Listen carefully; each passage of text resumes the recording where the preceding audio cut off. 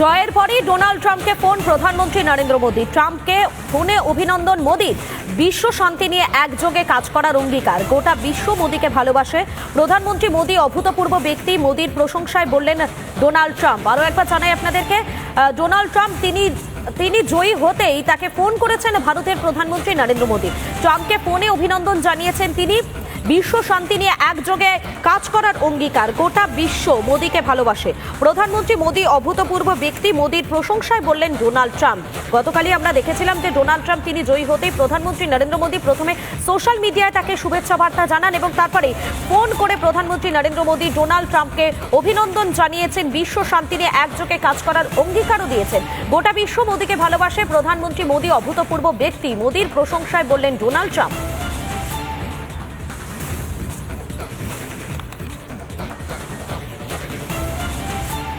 And Modi is fantastic. I mean, fantastic man. They are at the top. You know the expression, they're at the top of their game, and they use it against us. আপনারা শুনলেন Donald Trump তিনি কি বললেন। তিনি বলছেন প্রধানমন্ত্রী নরেন্দ্র মোদী তিনি অভূতপূর্ব ব্যক্তি, গোটা বিশ্ব মোদীকে ভালোবাসে। ঠিক এভাবেই তিনি বর্ণনা করেছেন।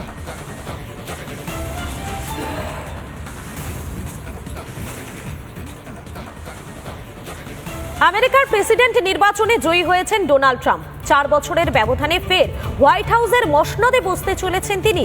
ট্রাম্পের জয়ের খবর আসার পরই তাকে শুভেচ্ছা জানালেন প্রধানমন্ত্রী নরেন্দ্র মোদী।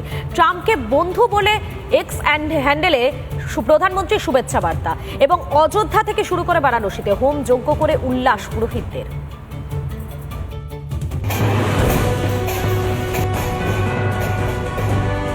ফের আমেরিকার মসনদে ডোনাল্ড ট্রাম্প। 4 বছরের ব্যবধানে আমেরিকার প্রেসিডেন্ট নির্বাচনে জয়ী হয়েছেন Donald Trump. Well, I want to thank you all very much. This is great. These are our friends. We have thousands of friends in this incredible movement.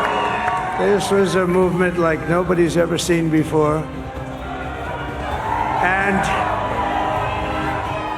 frankly, this was, I believe, the greatest political movement of all time. There's never been anything like this in this country and maybe beyond. এর আগেও 2016 থেকে 2020 পর্যন্ত আমেরিকার president ছিলেন তিনি। এবার আবারও সেই আসনেই ডোনাল্ড ট্রাম্প। ট্রাম্পের জয়ের খবরে শুভেচ্ছা জানিয়েছেন ভারতের প্রধানমন্ত্রী নরেন্দ্র মোদী।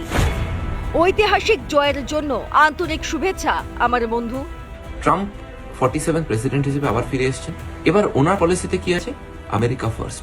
আর এই নীতিতে প্রায়োরিটি কি পাবে? প্রায়োরিটি পাবে ইউএস ইকোনমি, কারণ ইউএস ইকোনমি ধুকছে। বর্ডার সিকিউরিটি বলে কিছু নেই। তো ট্রাম্প প্রথমেই যেটা করবেন সেটা হচ্ছে বর্ডার সিকিউরিটির নজর দেবেন। ইলিগাল মাইগ্রেশন যেগুলো হচ্ছে বর্ডার দিয়ে সেটাকে বন্ধ করবেন এবং বলেছেন যে তিনি যারা ইলিগালি ঢুকেছে তাদেরকে ডিপোর্ট করবেন। ডোনাল্ড ট্রাম্পের জয়ের আনন্দে উৎসব এবার 7 সমুদ্র 13 নদীর পার ভারতেও। ট্রাম্পের জয় আনন্দে মাতল বারাণসীও। ভারতীয় উৎসবের আমেজ। ডোনাল্ড ট্রাম্পের জয় উদযাপনে অযোধ্যায় যজ্ঞ পুরোহিতদের। ডোনাল্ড ট্রাম্প সিংহাসনে বসলে একাধিক ক্ষেত্রে সুবিধা পাবে ভারত, তা জেনেই শুরু হয়েছে উল্লাস। ভারতবর্ষ ওয়েদার খালিস্তান ইস্যু হোক, কাশ্মীর ইস্যু হোক, এক্সট্রিম লেফটিস্ট মুভমেন্টস হোক, সেসব ব্যাপারে আমেরিকান প্রক্সিজের পার্টিসিপেশনটা ভারতবর্ষে কমবে এবং তাতে ভারতবর্ষে অনেক বেশি সুবিধা হবে। সম্প্রতি বিদেশি ইন্ধনে সোশ্যাল মিডিয়ার সাহায্যে চেষ্টা হয়েছে ভারতের ভোটে নাক গলানো। এবার আর সেটা সম্ভব হবে না। কমবে অনুপ্রবেশে বিদেশি মদতের উপদ্রব। তবে ভারত আমেরিকার সম্পর্ক সুদৃঢ় হলে আর ইন্দি জোটের আন্দোলনবাজিতে ডিপ স্টেটকে নাক গলাতে দেবেন না ট্রাম্প। রিপাবলিক বাংলা।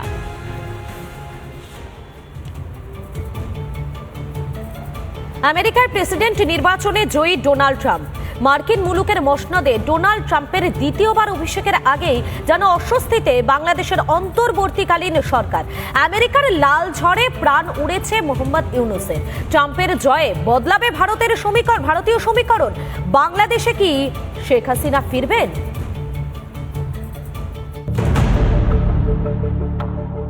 অশান্ত বাংলাদেশ, দিকে দিকে চলছে হিন্দুদের ওপর আক্রমণ, মারধর ভাঙচুর, একের পর এক হানাহানির ঘটনায় আজ অস্তিত্ব সংকটে বাংলাদেশের হিন্দুরা। সেই আবহে আমেরিকার নির্বাচনে হোয়াইট হাউসে দ্বিতীয়বারের জন্য ফিরলেন ডোনাল্ড ট্রাম্প। আমেরিকার নির্বাচন বাংলাদেশের জন্য একটি গুরুত্বপূর্ণ ফ্যাক্টর হয়ে উঠতে পারে বলে মনে করছে বিশেষজ্ঞদের অনেকে। আমেরিকায় লাল ঝড়ে গতিচ্যুত হতে পারেন মোহাম্মদ ইউনূস।